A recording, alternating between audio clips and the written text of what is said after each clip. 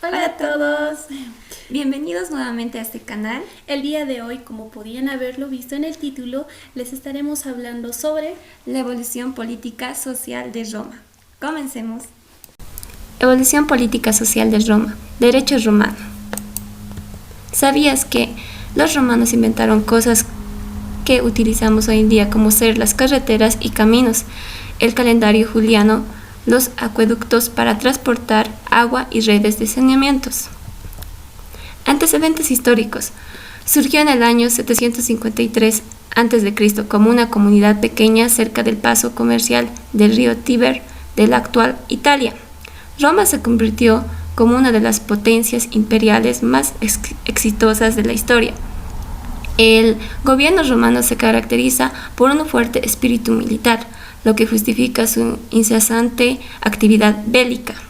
Logró convertirse en potencia como capacidad estratégica para establecer alianzas. Etapas de la historia de Roma. La primera etapa está conformada lo que es monarquía, y el segundo la república, y tercero el imperio. Pero no menos también cabe mencionar la caída del imperio romano.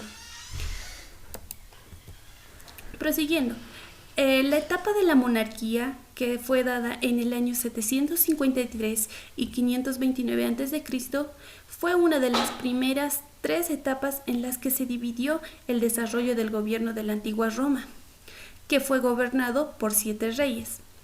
Como dato importante de la monarquía, tenemos lo que es en el año 753, es la fecha legendaria de la fundación de Roma por Rómulo y Remo. En el año 559 a.C. es la fecha en la que se produce la expulsión del último rey etrusco, Tarquino el Soberbio.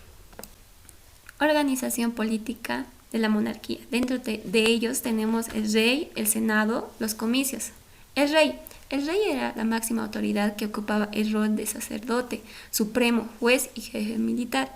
El rey era elegido por la Asamblea Popular con la intervención del Senado. El Senado estaba conformado por los 300 ancianos patricios, consistía en un cargo vitalicio. Los comicios estaban integrados por los ciudadanos y era convocada por el rey para aprobar o rechazar las leyes por las aclamaciones unánime. Las organizaciones sociales, dentro de ellas se dividían en 3, que eran los patricios o hombres libres, los plebeyos, los esclavos. Los patricios eran conformados por clases aristocráticas que tenían plenos derechos de ciudadanos, eran descendientes de los fundadores de Roma. Los plebeyos conformaban la clase más numerosa, integrada por extranjeros, libertos, vagabundos y habitantes de las ciudades. Se dedicaban a la agricultura, al comercio, la industria y pagaban impuestos al gobierno a pesar de que estaban privados de varios derechos. Los esclavos conformaban una clase social privada de sus derechos de manera total hasta el punto de ser tratados como objetos. Eran prisioneros de guerra comprados en los mercados para ser usados en trabajos forzosos. Los romanos no aceptaron con agrado la autoridad de los reyes etruscos y consiguieron deshacer de ellos en el año 509 a.C., estableciendo una nueva reforma de gobierno que es la república. La segunda etapa, la república, en el año 509 al 527 a.C. Esta es la etapa en la que se produce la expansión militar y territorial de Roma. Desde la instauración de la República, el gobierno de Roma se describía con las siglas SPQR, que quiere decir Senatus Populusque Romanus, que quiere decir también en latino el Senado y el pueblo romano, como 2 de los 3 pilares del régimen republicano. Continuando, los aspectos más importantes durante la República. Como primer punto, cabe mencionar que llegaron a conquistar territorios en los continentes de Asia, Europa y África. La organización política de la República. Muchos funcionarios e instituciones propias del régimen monárquico desaparecieron, pero otras se adaptaron para servir mejor al gobierno del pueblo. De este modo, los organismos del gobierno fueron el consulado, que era el poder que recaía en la única figura del rey y se repartió entre dos personas, que son los dos cónsules, que se encargaban, por lo tanto, en dirigir a Roma en la paz y en la guerra, a convocar el Senado, a las asambleas y administrar la justicia.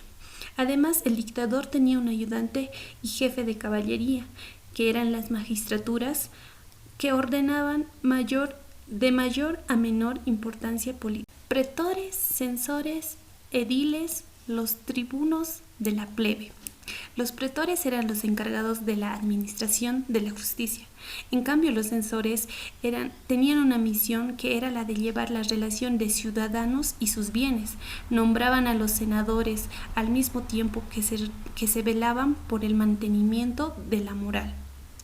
Los cuestores recaudaban impuestos y administraban el tesoro público. Los ediles eran encargados del aseo, del ornato y la conservación de la ciudad. Debían velar también por el normal abastecimiento de alimentos de la ciudad. Los tribunos de la plebe fueron un número de 2 elegidos mediante la asamblea tribal, que se constituían en personeros y representantes del pueblo para que los defendiesen no solo el ente del Senado, sino también ante los patricios. El Senado, institución ya existente durante la monarquía, mantuvo sus atribuciones y se afianzó como un órgano consejero del gobierno de la ciudad. Los comicios eran asambleas en las que se reunían los ciudadanos romanos para votar las leyes, elegir los cargos públicos y decidir la guerra o la paz. Estas asambleas populares se reunían siguiendo distintos criterios con funciones distintas. Dentro de ellos, los comicios de las centurias, los comicios de las tribus y los comicios de las curias. Organizaciones sociales. Dentro de ellos tenemos los patricios, plebeyos, que eran libres, ya que los patricios eran una clase alta romana descendiente de las familias fundadores de la ciudad.